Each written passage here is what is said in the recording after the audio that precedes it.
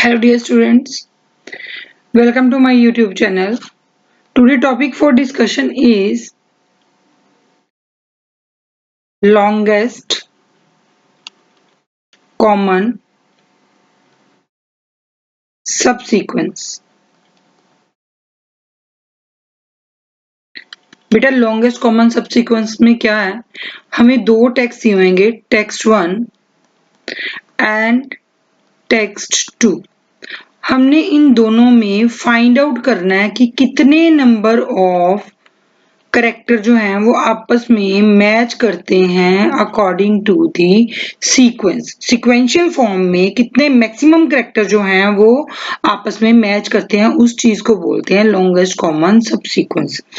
दो टेक्स्ट जो हैं दोनों की डिफरेंट लेंथ हो सकती है, टेक्स्ट 1 एंड टेक्स्ट 2 की। हमने इन दोनों को के जो करेक्टर्स हैं उनको मैच करना होता है आपस में। अगर करेक्टर मैच हो गए तो हम उतना ही लॉन्गेस्ट सीक्वेंस फाइंड आउट करते हैं। फॉर एग्जाम्पल मैं तुम्हें बताती हूँ, text 1 let us suppose having value a b c d e and text 2 having value a c e. A match with a, c match with c and e match with e. This means its longest common subsequence is 3. Clear? We take the another example.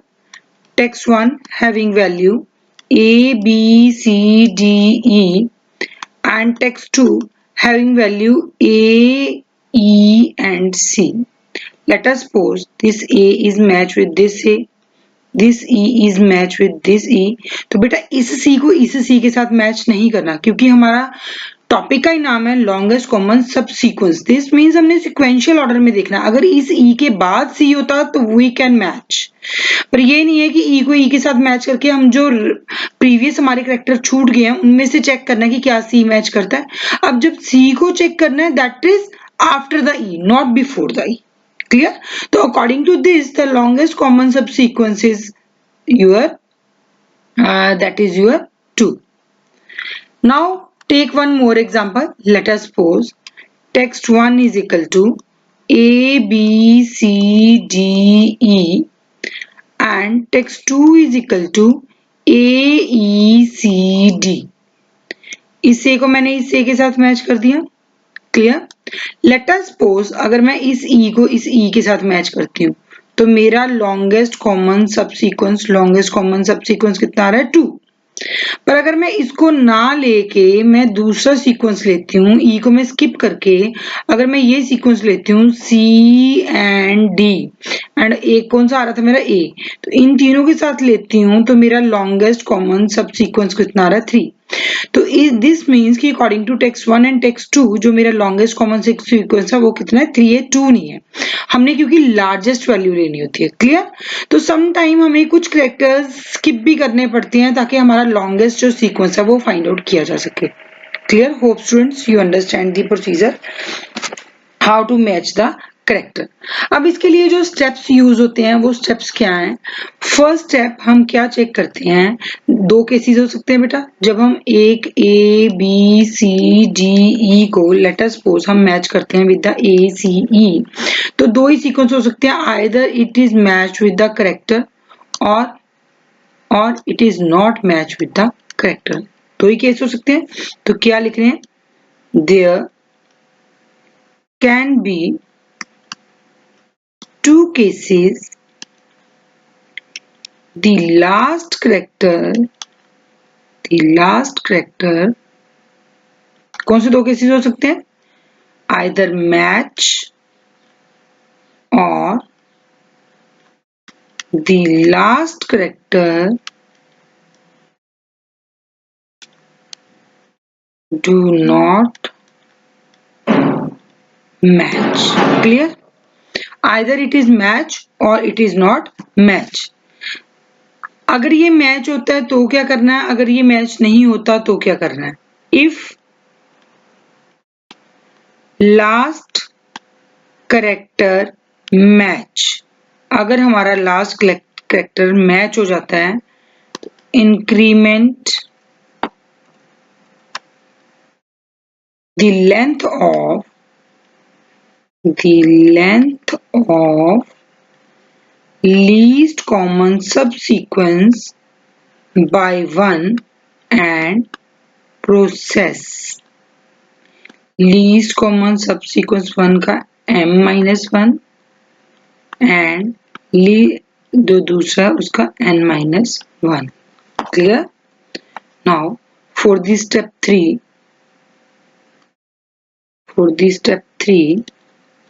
if character don't match, if दो ही case हो सकते हैं ना, या तो character match करेगा या कैरेक्टर नहीं मैच करेगा. If last character don't match, अगर लास्ट कैरेक्टर हमारा नहीं मैच किया तो find maximum of L1 m-1 L2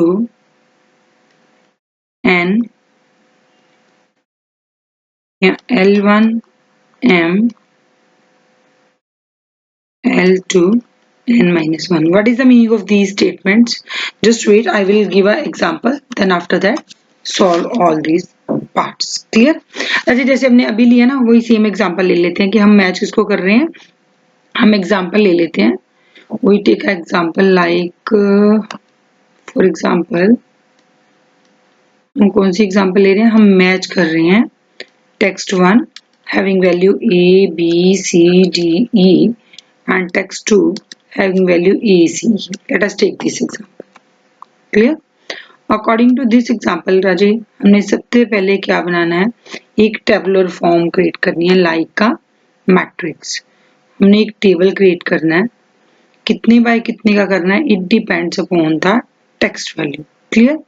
एक जगह पे हम टेक्स्ट 1 लिखेंगे, एक साइड पे हम टेक्स्ट 2 लिखेंगे. 5 मीन्स नथिंग. एक पे मैं लिख रही हूँ ए सी एंड ई, दूसरी साइड पे मैं लिख रही हूँ 5 ए बी सी डी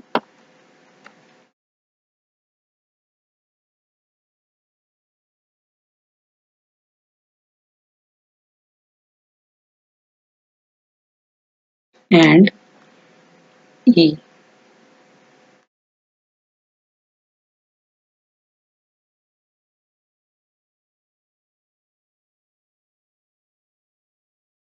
सबसे पहले क्या है, अगर हमने कोई टेक्स्ट चूज ही नहीं किया और ना कोई मैच किया तो this means its value is नल.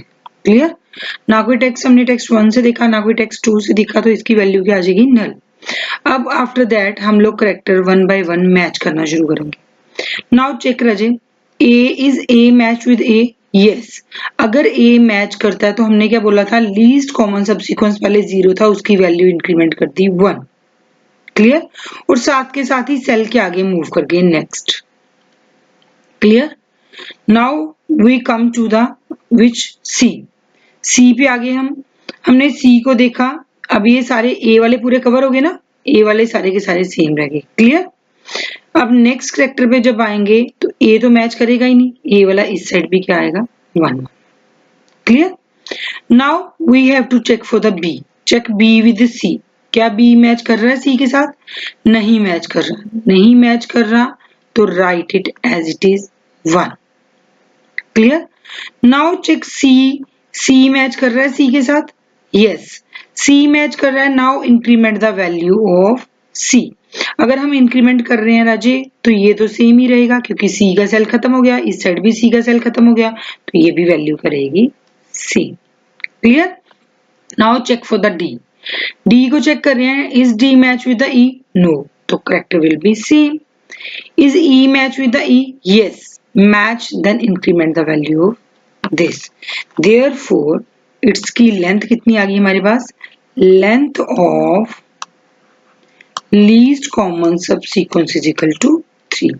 और कौन कौन सा हमारा जो लीस्ट कॉमन सबसीक्वेंस है, कौन कौन सा जो है हमारा मैच किया था, जहां पे हमारी वैल्यू इंक्रीमेंट हुई थी. One is this one A, another one is this one C, another one is this one E.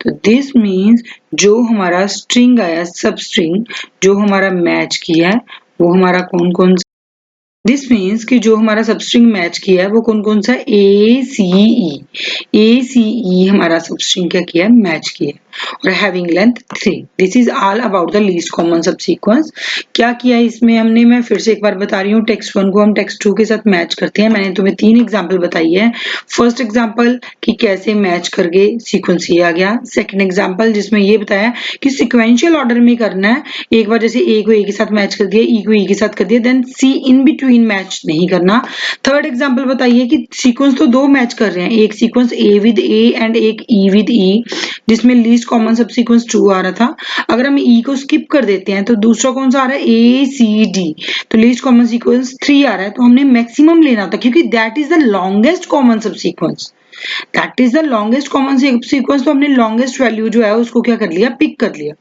Clear longest value pick कर ली उसके बाद मैंने तुम्हें स्टेप बताए हैं कि इसमें दो केसेस में काम होएगा आइदर तो करेक्टर मैच करेगा और करेक्टर मैच नहीं करेगा अगर तो करेक्टर मैच कर गया तो हम इंक्रीमेंट कर देंगे वैल्यू 1 के साथ और नेक्स्ट प्रोसेस कर लेंगे m-1 एंड m-2 अगर करेक्टर मैच नहीं करा तो हम जस्ट प्रोसेस करते हैं m-1 और n मींस इसका क्या है लाइक ए के साथ मैच कर गया हमने इंक्रीमेंट करा तो दोनों हम नेक्स्ट पे मूव कर गए अगर हमारा बी सी के साथ मैच नहीं करा था बी वाला कॉलम तो हमारा सेम चल रहा था लेकिन सी वाला कॉलम तो हमने सेम रखा लेकिन हमने बी वाला इंक्रीमेंट कर दिया बाय 1 यही मैं कह रही थी आइदर दिस और दिस ये आपके ऊपर डिपेंड करता है कि आप इस साइड को इस साइड से मैच कर रहे हो देन इसको स्टेबल रखो और इस साइड को इंक्रीमेंट करते जाओ या इसको स्टेबल रखो और इस साइड को इंक्रीमेंट करते जाओ जब नहीं मिलता that's why here is use the और operation either you increment the value of change the value of m or you change the value of n m into n means matrix having m into n one is for the row another one is for the column either you change agar nahi match kara either you change the side of cell for the column or you change the cell for the row clear Rajiv match करने के बाद मैंने तुम्हें एक matrix की form में बताया था वन साइड टेक्स्ट 1 लिखो कोई ऐसा फिक्स्ड नहीं है कि टेक्स्ट 1 इस साइड होएगा टेक्स्ट 2 उस साइड होएगा किसी साइड भी लिख सकते हो that is up to you text 1 को टेक्स्ट 2 के साथ 1 by 1 character by character match करो अगर वो मैच हो गया है तो उसकी वैल्यू इंक्रीमेंट कर दो इंक्रीमेंट करने के बाद ये सेल फिनिश हो गया इसकी सारी 1 होगी ये सेल फिनिश हो गया इसकी वैल्यू 1 होगी क्लियर नेक्स्ट आप नेक्स्ट कैरेक्टर पे आए बी पे दिस मीन्स कि इसमें मैं क्या कर रही हूँ रो की वैल्यू चेंज कर रही हूँ रो की वैल्यू मैंने चेंज करी चेक किया ए मैच विद ए तो नहीं होएगा क्योंकि ये खत्म हो गया B is match with C no then still having the same value then again B match with आगे मैंने फिर से नेक्स्ट रो कन्वर्ट करी C match with C yes match then increment the value of longest common subsequence increment करी जाइए सी अब row wise भी खत्म है कॉलम वाइज भी खत्म है having the same value now come to the this point is D is match with E no match then come to the down point is E is matched with E yes it is matched then increment the value of this means कि maximum मेरा longest common subsequence की length कितनी आ गई 3 और substring कौन सा आया जहां पे मेरी वैल्यू इंक्रीमेंट हुई थी एक मेरी इंक्रीमेंट हुई ए पे एक सी पे एक ई पे this means this is the substring where the value is incremented this is all about the longest common subsequence hope students you understand the concept as well as the example and what are the different steps if the character are matched within the string then how it behave and when characters are not matched then how it is worked hope student you understand this beta if you understand then like the lecture subscribe the channel and share with your friends thank you